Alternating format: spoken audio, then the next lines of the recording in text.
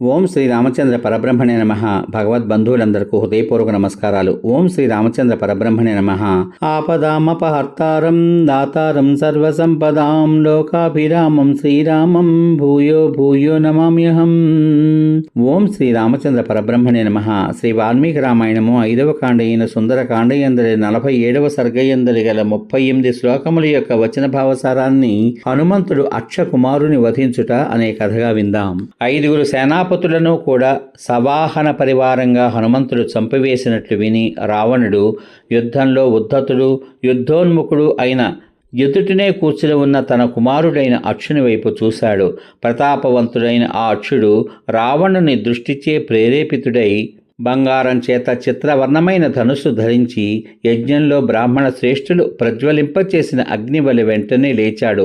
పరాక్రమవంతుడైన ఆ రాక్షస శ్రేష్ఠుడు చుట్టూ పరిశుద్ధమైన బంగారు జాలము కట్టడం చేత బాలసూర్యుని వంటి కాంతితో మెరుస్తున్న గొప్ప రథాన్ని అధిష్ఠించి ఆ వానరోత్తమునితో యుద్ధానికి వెళ్ళాడు. ఆ రథాన్ని అతడు ఎన్నో తపస్సుల సముదాయాలు చేసి సంపాదించుకున్నాడు. కరిగించిన పరిశుద్ధమైన బంగారు వలతో అది ప్రకాశిస్తోంది. దానిపై అలంకరణార్థమై చిన్న పతకాలు రత్నములచే అలంకృతమైన ధ్వజము అమర్చబడి ఉన్నాయి. మనోవేగంతో సమానమైన వేగం గల 8 గుర్రాలు దానికి కట్టబడి ఉన్నాయి. ఆ రథమును సురులు అసురులు కూడా ఎదిరించజాలరు. అది ఎక్కడనైనా అడ్డు లేకుండా ప్రయాణం చేయగలదు. సూర్యుని వంటి కాంతి గల గంటలు కట్టిన ఆ రథం ఆకాశం మీద కూడా సంచరించగలదు.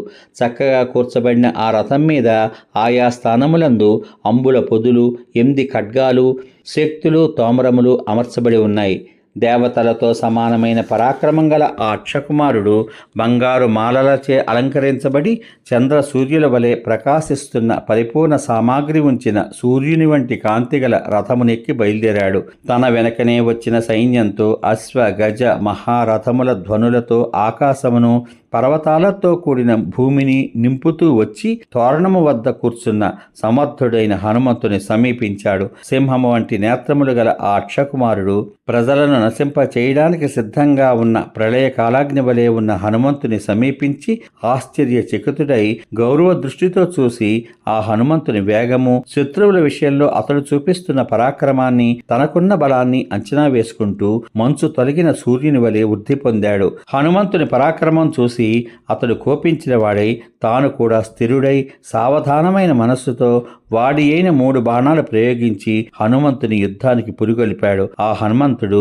గర్వితుడై శత్రువులను జయించడం చేత విజృంభించిన వాడై శ్రమ ఏమాత్రం లేకుండా ఉన్నాడని గ్రహించిన ఆ అక్షకుమారుడు బాణములను ధనుస్సును ధరించి ఉత్సాహపూర్ణమైన మనస్సుతో అతన్ని చూశాడు. బంగారు కంఠసూత్రము, బాహుపురులు, అందమైన కుండలములు ధరించినవాడు, శీఘ్రంగా పరాక్రమాన్ని చూపించేవాడు అయిన ఆ అక్షకుమారుడు హనుమంతుని సమీపించాడు. సాటి లేని వారి కలయిక దేవాసురులకు కూడా ఆశ్చర్యం కలిగించేదిగా ఉంది. హనుమంతుడు అక్షకుమారుడు చేస్తున్న యుద్ధాన్ని చూసి భూమి దద్దరిల్లింది. సూర్యుడు ప్రకాశించలేదు, వాయువు వేచలేదు, పర్వతము కూడా చలించింది, ఆకాశం ధ్వనించింది, సముద్రం కూడా క్షోభ చెందింది. అప్పుడు సరిగా గురి చూసి బాణాలను సరిగా సంధించి విడచడంలో మంచి నేర్పుగల వీరుడైన అక్షకుమారుడు మంచి అగ్రభాగములు, రెక్కలు, బంగారు పొన్నులు గల విషముతో కూడిన సర్పము వలె ఉన్న 3 బాణములతో హనుమంతుని శిరస్సుపై కొట్టాడు. ఒకే సమయంలో 3 బాణాలతో శిరస్సు మీద కొట్టడం చేత హనుమంతుని ముఖం నుంచి రక్తం స్రవించింది. రక్తంతో తడిసి తిరిగిపోతున్న కళ్లతో బాణములనే కిరణములతో కూడిన అతడు అప్పుడే ఉదయించిన సూర్యుని వలె ఉన్నాడు. హనుమంతుడు ఉత్తమములైన విచిత్రములైన ఆయుధములతోనూ చిత్రమైన ధనుస్సుతోనూ యుద్ధానికి వచ్చిన ఆ అక్షకుమార్ని చూసి సంతోషిస్తూ యుద్ధోన్ముఖుడై దేహాన్ని పెంచాడు. మందర పర్వత శిఖరాగ్రముపై ఉన్న సూర్యుని వలె ఉన్న బలపరాక్రమములు గల అతడు అత్యధికమైన కోపంతో అప్పుడు అక్షకుమారిని, అతని సేనను, వాహనములను నేత్రములందున్న అగ్నికణములతో కాల్చివేస్తున్నట్లు చూశాడు.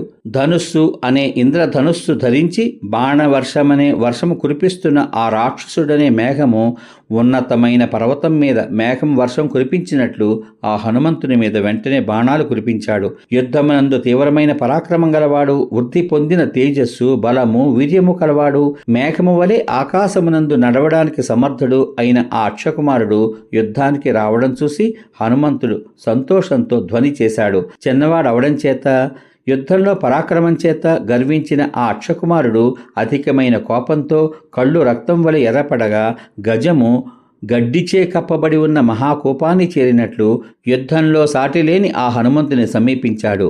అక్షకుమారుడు బాణములతో బలపూర్వకంగా కొట్టడం చేత హనుమంతుడు ఉరుముల ధ్వనితో గొప్ప ధ్వని చేసి చూసేవారికి భయం కలుగునట్లుగా కాళ్ళు చేతులు విసురుతూ శీఘ్రంగా ఆకాశంపైకి ఎగిరాడు. బలవంతుడు, రాక్షసులలో శ్రేష్ఠుడు, ప్రతాపవంతుడు, రథికుడు, రథికులలో శ్రేష్ఠుడు అయిన ఆ అక్షకుమారుడు పైకి ఎగురుతున్న ఆ హనుమంతునిపై మేఘము పర్వతం మీద వడకళ్ళు కురిపించినట్లుగా బాణాలు కురిపిస్తూ అతని వెనువెంటనే పైకి వెళ్ళాడు. మనోవేగం వంటి వేగం కలవాడు, యుద్ధమునందు తీవ్రమైన పరాక్రమం కలవాడు, మహావీరుడు అయిన హనుమంతుడు బాణమునకు మధ్య వాయువు వలె తిరుగుతూ అతని బాణాల నుంచి తప్పించుకుంటూ ఆకాశమునందు సంచరించాడు. అక్షకుమారుడు ధనుర్ధరుడై యుద్ధం చేయడానికి సన్నద్ధుడై అనేక విధములైన అగ్రభాగములున్న శ్రేష్టమైన బాణాలతో ఆకాశమునంతను కప్పివేస్తూ ఉండగా హనుమంతుడు అతనిని గౌరవభావంతో చూస్తూ ఆలోచనలో పడ్డాడు. మహాభుజుడు, ఆయా కార్యముల యథార్థ స్వరూపం తెలిసినవాడు అయిన హనుమంతుడు అక్షకుమారుడు బాణములతో వక్షస్థలమును చీల్చివేస్తూ ఉండగా యుద్ధంలో ఈ శత్రువును ఎట్లు ఆక్రమించాలా అని ఆలోచించాడు. బాలసూర్యుని వంటి కాంతిగల మహాబలుడైన ఈ అక్షకుమారుడు ఆరితీరిన యువకుడు వలె కార్యాలు చేస్తున్నాడు. యుద్ధంలో చేయదగిన అన్ని పనులను చక్కగా నిర్వహిస్తున్నాడు. ఇప్పుడు ఇతన్ని చంపడానికి నాకు మనసు ఒప్పడం లేదు. ఇతడు మహాబుద్ధిశాలి, పరాక్రమం చేత కూడా గొప్పవాడు, సావధానమైన చిత్తం గలవాడు, యుద్ధంలో ఎంత శ్రమనైనను సహించగలవాడు. కార్యాలలో చూపిస్తున్న నేర్పును బట్టి ఇతనిని నాగులు, యక్షులు, మునులు మొదలైన వారు కూడా తప్పక మెచ్చుకుంటారు. ఇతడు నాకు చాలా దగ్గరగా నిలిచి పరాక్రమోత్సాహాలతో వృద్ధి పొందిన మనసుతో నన్ను చూస్తున్నాడు. అతి శీఘ్రంగా పనులు చేసే ఇతని పరాక్రమం చూసి సురాసురుల మనస్సులు కూడా భయపడతాయి. ఇంకా ఇతన్ని ఉపేక్షిస్తే ఇతడు నన్ను తప్పకుండా తిరస్కరిస్తాడు. ఎందుచేతనంటే రణంలో ఇతని పరాక్రమం పెరిగిపోతోంది. అందుచేత ఇప్పుడు ఇతన్ని చంపడమే మంచిది. పెరిగిపోతున్న అగ్నిని ఉపేక్షించకూడదు కదా. హనుమంతుడు ఈ విధంగా శత్రువు యొక్క బలాన్ని గురించి ఆలోచించి తాను చేయవలసిన కార్యమును ఆలోచన కూడా చేసి వేగాన్ని చూపించాడు. అతన్ని చంపడానికి కూడా నిర్ణయం తీసుకున్నాడు. అతడు ఆకాశంలో మహావేగము గలవి, జాగరూకతతో కూడినవి, మలుపులు తిరిగినప్పుడు రథభారమును మోయడంలో సమర్థములు అయిన 8 గుర్రములను అరచేతులతో కొట్టి చంపాడు. అప్పుడు ఆ అక్షకుమారుని రథం లోపల భాగం విరిగిపోయి నిలువు దూలం ఊడిపోయి గుర్రములు మరణించగా ఆకాశం మీద నుండి నేల మీద పడిపోయింది. మహారథుడైన ఆ అక్షకుమారుడు రథాన్ని విడిచి ధనుస్సు, ఖడ్గము చేత ధరించి ఆకాశం మీదకి ఎగిరాడు. అప్పుడు అతడు ఉగ్రమైన తపశక్తి గలవాడై తప ప్రభావం చేత స్వర్గలోకానికి ఎగిరి వెళ్తున్న ఋషి కనబడ్డాడు. వాయువుతో సమానమైన పరాక్రమం గల హనుమంతుడు అప్పుడు గరుత్మంతుడు, వాయువు, సిద్ధులు సంచరించే ఆకాశమునందు సంచరిస్తున్న ఆ అక్షకుమారుని వద్దకు మెల్లగా వెళ్ళి అతని పాదాలు గట్టిగా పట్టుకున్నాడు. తన తండ్రి అయిన వాసుదేవుని వంటి పరాక్రమం గల వానరోత్తముడైన ఆ హనుమంతుడు గరుత్మంతుడు మహాసర్పమును వలె ఆ అక్షకుమారుని పట్టుకుని అతనిని అనేక పర్యాయాలు విసురుగా తిప్పి తిప్పి నేల మీద వేసి కొట్టాడు. హనుమంతుడు ఆ విధంగా నేలపై కొట్టి చంపగా ఆ రాక్షసుని బాహువులు, తొడలు, కటి ప్రదేశం, కంఠం విరిగిపోయాయి. రక్తం స్రవిస్తోంది. ఎముకలు, కీళ్లు నలిగిపోయాయి. సంధులు ఊడిపోయాయి. శరీర బంధమంతా శిథిలమైపోయింది. అట్టి స్థితిలో అతడు మరణించాడు. అక్షకుమారుని ఈ విధంగా హనుమంతుడు సంహరించగా జ్యోతిష్ చక్రంలో సంచరిస్తూ మహానియమవంతులైన మహర్షులు, భూతములు, యక్షులు, పన్నగులు, దేవేంద్రుడు, దేవతలు వీరందరూ కలిసి అత్యధికమైన ఆశ్చర్యంతో హనుమంతుని చూశారు. వీరుడైన హనుమంతుడు జయంతుని వంటి కాంతి గలవాడు, రక్తము వంటి నేత్రములు కలవాడు అయిన ఆ అక్షయ కుమారుని చంపి ప్రజలను సంహరించడానికి తీరక చేసుకుని కూర్చుని ఉన్న యముడి వలె ఆ తోరణము దగ్గరనే ఇతర రాక్షసుల రాకకై నిరీక్షిస్తూ ఉండిపోయాడు హనుమంతుడు. సమాప్తం. ఇంతవరకు మీరు శ్రీ వాల్మీకి రామాయణము 5వ కాండ అయిన సుందరకాండ యందలి 47వ సర్గ యందలి గల 38 శ్లోకముల యొక్క వచన భావసారాన్ని హనుమంతుడు అక్షకుమారుని వధించుట అనే కథగా విన్నారు. రేపటి భాగంలో శ్రీ వాల్మీకి రామాయణము 5వ కాండ అయిన సుందరకాండ యందలి 48వ సర్గ యందలి గల 61 శ్లోకముల యొక్క వచన భావసారాన్ని హనుమంతుడు ఇంద్రజిత్తుతో యుద్ధం చేసి అతని అస్త్రముల చేత బద్ధుడై రావణుని సభలోకి వెళ్ళుట అనే కథగా వింటారు. ఓం శ్రీ రామచంద్ర పరబ్రహ్మణే నమః. శ్రీరామ రామ రామేతి రమే రామే మనోరమే సహస్రనామ తత్తుల్యం రామనామ వరానని. ఓం శ్రీ రామచంద్ర పరబ్రహ్మణే నమః. సర్వే జనా సుఖినో భవంతు. శుభమస్తు. స్వస్తి.